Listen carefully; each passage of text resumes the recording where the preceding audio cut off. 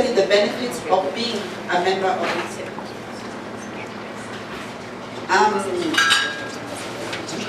When you're a member of WITIA, you can network with people globally, other travel professionals. And you'll get unbiased views from these other professional travel agencies around the world. And you can also have a web page on the WITIA site, which is accessible to so many members. They allow you once you're a member. We also have a magazine, it's called WITIA Networks, where you can actually have free advertising. So if you have specials or you have something that you want to advertise globally, you can actually do that on the WITIA Networks. And every year there's an educational familiarization trip that every year we go somewhere different. And we went 2 years ago, we went to, 3 years ago we had it here in Kenya. We were the hosts. The year after we went to Philadelphia. Yeah, we had a good time. And we really had a good time. Yeah. Last year it was in Sri Lanka and none of the Kenyan members went. But this year it won't be there because of there's hardship in tourism globally. It's not just in Kenya. I know we are all experiencing that right now. But next year it's in Australia. And Australia is where WITIA was started. So if you become members, you can have access to going to Australia to be part of that educational trip. It's very enjoyable, it's very nice. You get to meet other people, you make friendships, you make contacts, you network. It's really a good forum to expand your business. Can I interrupt a bit? I forgot to say Sophie gave us tickets, a very good discount of British Airways. Oh yeah. And because we have airlines, people who work in the airline. Nice. Last time, Sophie from British Airways gave us such good deals that we couldn't even afford not to go. It's affordable. I know it sounded like we go too far, but it's affordable because we have members who are part of this organization, and they'll help us out. The other thing is, to be a member, you join once, there's a joining fee, like in any organization, because there's so many benefits to it. To join, you pay 4,640, and every year for renewal, it's 2,500. So, in Kenya shillings, just in case you think it's dollars. And that way you have you're a global partner. And let's say, for example, you have a client, or you want to go to Germany or to any other country. Look up on the website anybody who is a travel agent in Germany who is a member of WITIA, and ask them to give you frank and unbiased decisions on what you want to know or information on what you need to know, and they'll give it to you free of charge. You don't owe them anything, you're all members. So that's one of the things that we get to learn about one another. And they too, if they want to come to Kenya, they'll go into the website and see who is a member, because you can advertise in the website for WITIA. There's an advertising for your own company 24/7. So you can always, they can pick any company there to do business with you here locally. So there's a lot of benefits when you become an individual member of WITIA. And because I was only told this, I did say, the network is, you missed that. There's a WITIA network, the free advertising, that's a newsletter. And because I was only given 2 minutes, because it's a chairman's cocktail and KAWT, you can see me later, because I need, if you didn't understand anything, and you can go to the website to get more information on WITIA, and I'd be happy to answer any questions. And I'd like those who are not members yet and have been members of KAWT for a while, first of all, those ones need to join WITIA. as we recruit the other members to become KAWT new members. Thank you.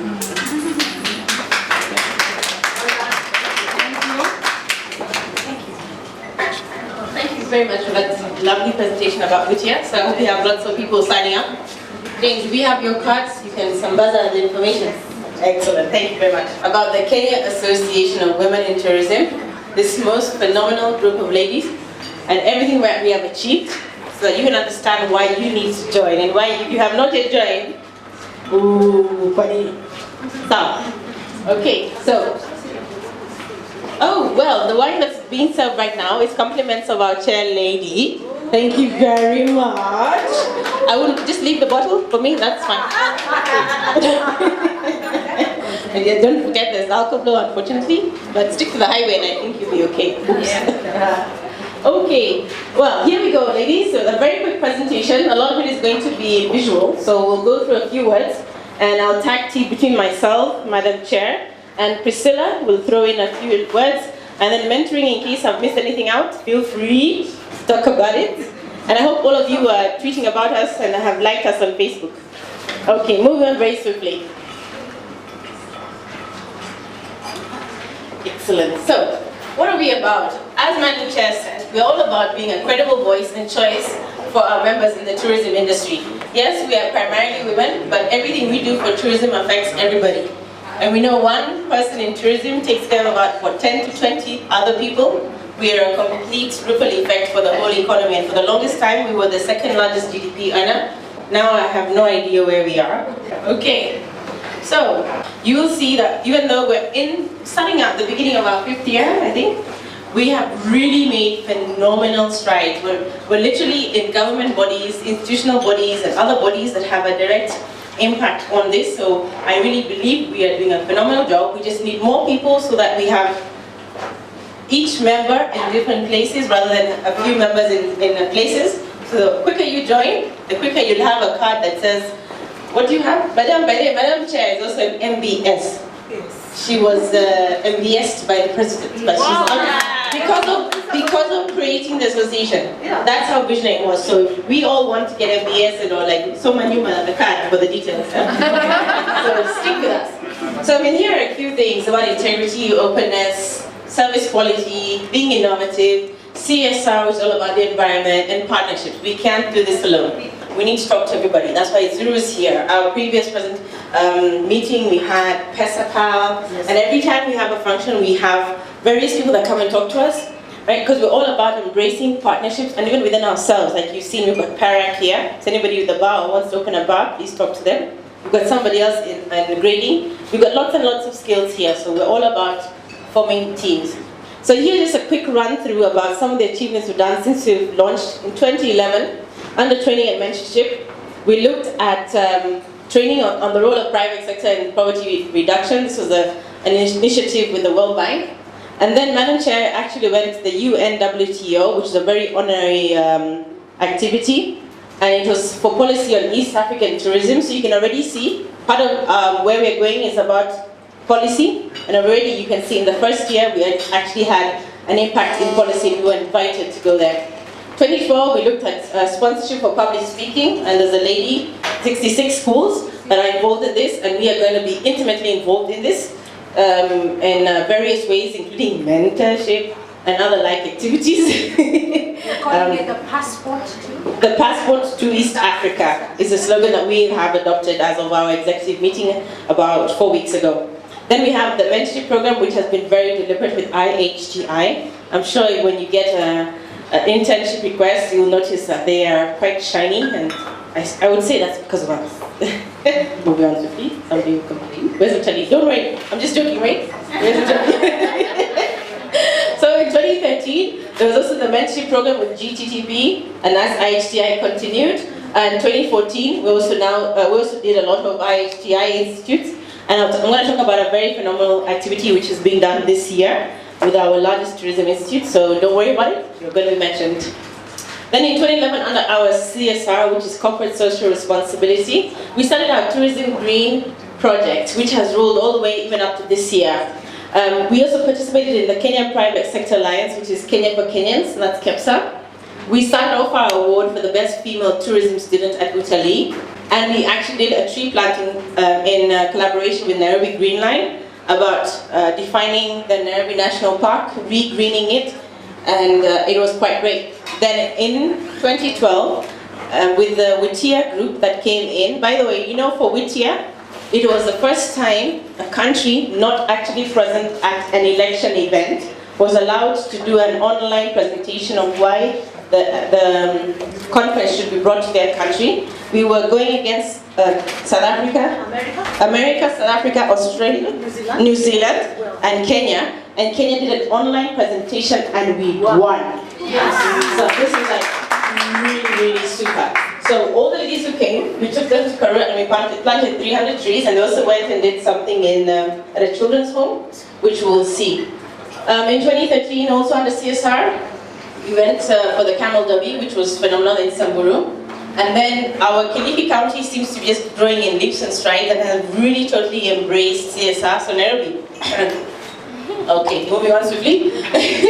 They took up a walk, and tomorrow night they're going to have a dinner for the Sophie Children's Home in Malanga to raise funds for needy kids. So that is really, really kudos to them. Then on October 26th, we planted more trees at a school called Kimorori, about 350 trees. The phenomenal thing is, I passed there I think just around New Year this year, and the trees are really trees.